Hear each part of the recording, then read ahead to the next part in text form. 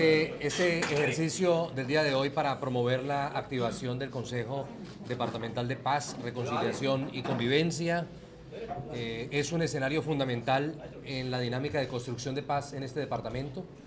La construcción de paz en Colombia y en el Atlántico va a tomar 15 años, 5 presidentes, 5 gobernadores, 5 alcaldes en cada municipio, 129 billones de pesos que se invertirán fundamentalmente recursos públicos, pero también privados y de cooperación internacional. Un componente muy ambicioso de reforma rural integral, de enfrentar los cultivos ilícitos y todo el problema de las drogas, de generar opciones alternativas lícitas, pero también de enfrentar los retos frente a las víctimas, de satisfacer sus derechos, el derecho a la no repetición, a la verdad, a la justicia, a la reparación.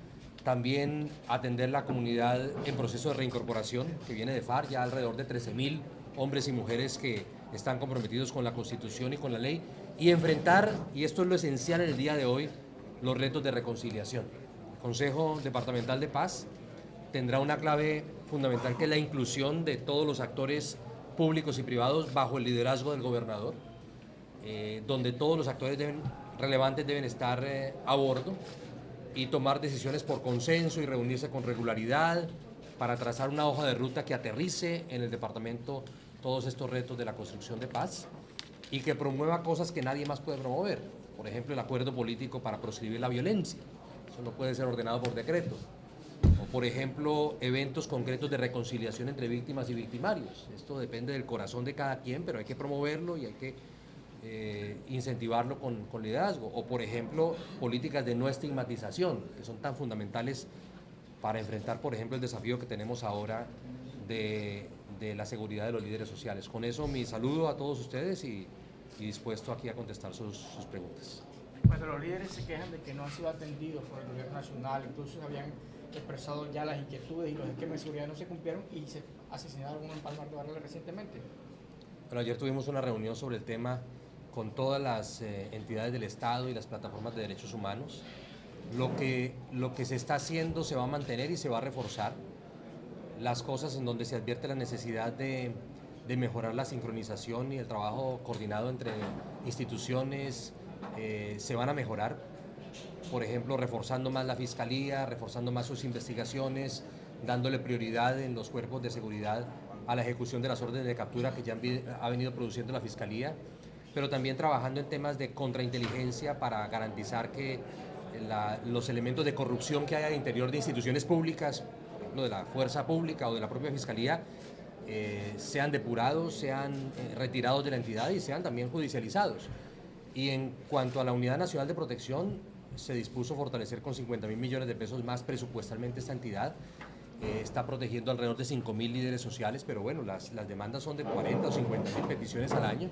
Ayer nos daban un informe en el sentido de que en los últimos 6 casos, por ejemplo, 4 de ellos tenían medidas de seguridad de la Unidad Nacional de Protección consistente en un apoyo para reubicarse en sitios más seguros, y estas víctimas regresaron a los sitios riesgosos sin reportarle a la UNP o a las autoridades de policía. Entonces es importante también la pedagogía y el compromiso de cada quien con cumplir estos protocolos. Los otros 2 casos no habían pedido medidas de seguridad hasta 2 días antes de los asesinatos. Entonces comprenderá que estaban en el trámite de ser evaluados, pero el resto de los asesinatos de líderes sociales correspondían a personas que no habían pedido protección individual a la Unidad Nacional de Protección.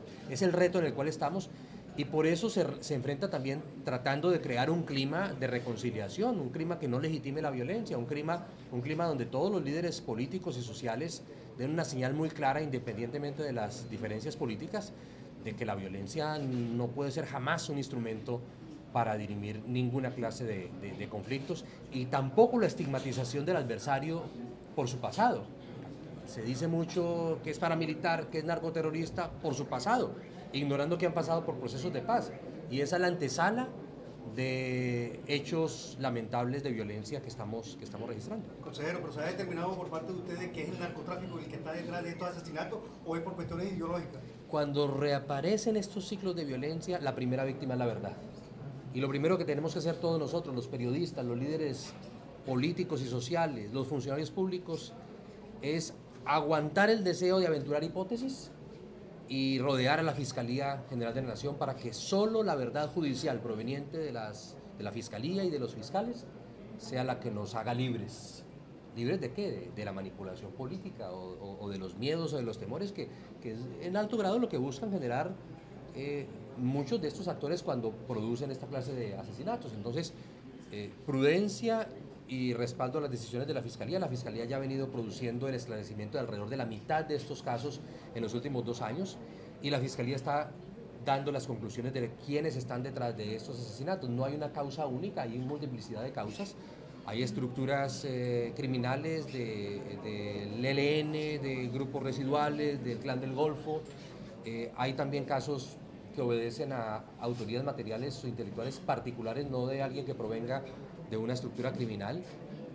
Pero lo importante es que se esclarezca la verdad, que la recibamos de la Fiscalía y la recibamos acompañada de condenas y de capturas y de sanciones ejemplares a los responsables de esos crímenes. Hay un nuevo trance en el gobierno que entra. Se ha llegado a, o sea, se ha recrudecido la criminalidad en este proceso. ¿Qué se puede decir al respecto? Bueno, hay experiencias, como lo veíamos ayer en este consejo, diversas, disímiles. Hay muy buena parte de los territorios, de los municipios del país, donde efectivamente el saldo del proceso de paz y del acuerdo de paz ha sido muy positivo y se refleja en 0 homicidios, en mejoramiento de los índices de criminalidad. Y hay algunos municipios muy focalizados que se están microgeorreferenciando para poder enfrentar este desafío, donde hay una competencia criminal entre estructuras armadas ilegales por rentas ilícitas provenientes del narcotráfico, de la minería ilegal u otra clase de rentas ilícitas.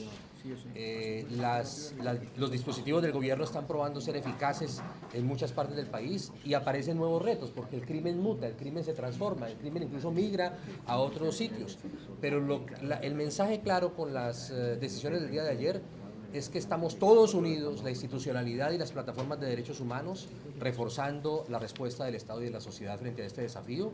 Y como en otros desafíos que hemos enfrentado en el pasado, tampoco este va a ser superior a la capacidad de respuesta del pueblo y de la institucionalidad colombiana.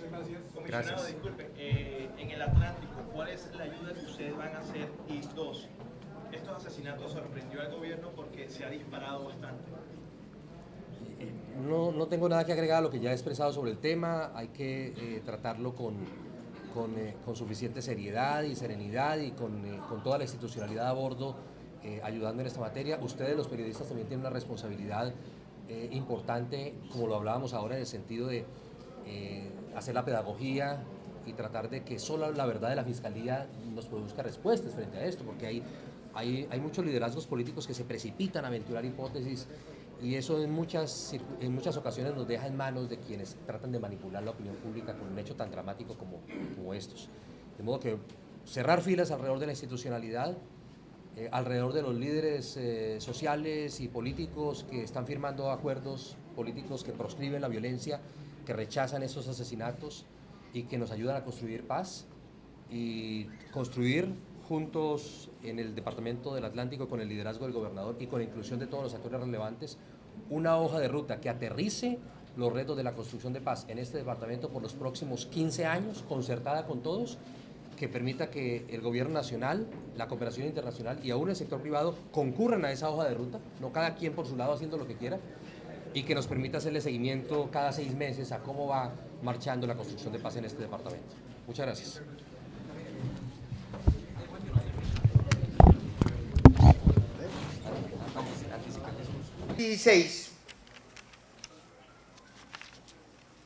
Reformamos una ordenanza, la primera ordenanza que crea un Consejo Departamental de Paz en el Atlántico fue en el 2001. El contexto en el 2001 era muy distinto al contexto actual. En el 2016 se reformó una ordenanza para incluir organizaciones que no estaban en la primera ordenanza. Pero después el año pasado, del 2017, por además una directiva del Ministerio del Interior y una serie de decretos que el Gobierno Nacional expidió, se observó como necesario la formulación de una nueva ordenanza que recogiera esas nuevas disposiciones. Que para nada está, que no va a ser una ordenanza que no se socialice con las organizaciones que hoy tenemos acá, por supuesto. Yo estaba pensando en convocar unas mesas de trabajo con las organizaciones sociales que están inscritas en la Defensoría del Pueblo. Pero hablando con algunos de ustedes entiendo que hay otras que no están inscritas ahí. Entonces debemos hacer un ejercicio, Karen y Yandra, frente a esa información. ¿Qué sectores están inscritos en la Defensoría que van a ser parte de las mesas de trabajo para presentarles el proyecto de ordenanza, y que es apenas un proyecto de ordenanza que lo que permite y persigue es integrar todas las instancias departamentales y locales que tienen alguna responsabilidad en la materia, tanto desde el sector público como privado, entonces, y tener muy claro cuáles no están inscritas en la Defensoría, pero que quieran hacer parte de este ejercicio de mesas de trabajo que vamos a comenzar la próxima semana. Una sola precisión frente a algunas expresiones por las palabras del señor gobernador. El señor gobernador, y porque conozco su pensamiento, y él no es el representante de los gobernadores en el Consejo Nacional de Paz gratis. Lo es porque por su trayectoria, su ideología liberal, su convicción, su convicción frente a la solución pacífica del conflicto fue muy clara. Y cuando señaló que en el Atlántico no había habido que la guerra no se había dado en el Atlántico, hablaba de la confrontación militar. Sin duda, aquí no tuvimos confrontación militar, tuvimos un solo evento que ustedes me pueden corregir, pero yo solo recuerdo el de Pita. Pero sí tuvimos distintos tipos de afectación en el medio de la guerra. Primero, somos un departamento receptor de población desplazada por la violencia. Tenemos 243.000 víctimas en el registro único de víctimas. El 80% del hecho victimizante fue el desplazamiento forzado. Entonces, sin duda, eso impacta de manera importante el tejido social en el Atlántico. Y nadie deja de reconocer que el Atlántico fue escenario, y un escenario bastante complejo en materia de presencia paramilitar en el Atlántico. Tuvimos el dolor de ver cómo personas, además conocidas, cercanas, que le prestaban un servicio invaluable a esta sociedad, fueron asesinadas por su ideología. Eso yo quiero reconocer que yo mismo pensé que el país había superado y que lo que teníamos hoy alrededor de los homicidios selectivos estaba más asociado al narcotráfico que a la ideología política. Seguimos pensando que en el Atlántico sigue siendo así. Tenemos dos casos. El caso de Bernardo Cuero, donde hay una persona capturada y está judicializándose. Y el caso de Luis Barrios, que es un caso que yo lamento de manera, como todos, pero este caso me golpeó personalmente porque Luis era una persona muy conocida y trabajaba con nosotros y no había un día a la semana que no estuviera en mi oficina. Nos golpeó muchísimo. Esas hipótesis, ninguna hipótesis se puede descartar. Luis tenía interpuesto una serie de denuncias, no solamente de corrupción administrativa, sino también frente a los expendios de sustancias psicoactivas en el municipio de Palmar, y ninguna hipótesis se puede descartar. Esta mañana hablábamos con nuestro coronel, nuestra policía judicial, las investigaciones, yo estoy seguro, ahí vamos a tener unos resultados que van a esclarecer este hecho, y es un requerimiento que hemos hecho y que nos hace toda la sociedad. Entonces yo simplemente quería hacer esas dos precisiones. La ordenanza no se va a imponer, no es una ordenanza que vamos a dejar de construir con ustedes. El evento de hoy nos permitía convocarlos a unas mesas de trabajo.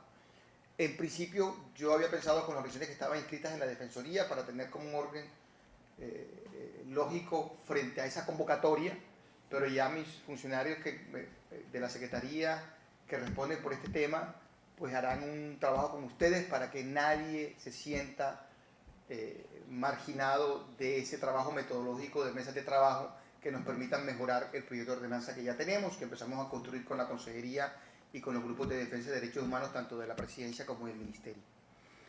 Entonces le voy a dar la palabra a Carlos, para que Carlos haga su intervención y después los escuchamos. Aquí no hay afanes, estamos dispuestos a escucharlos porque aquí hay una voluntad real de encontrar un camino, como decía el señor consejero, frente a la reconciliación y a reparar nuestro tejido social que está bastante fracturado. Carlos.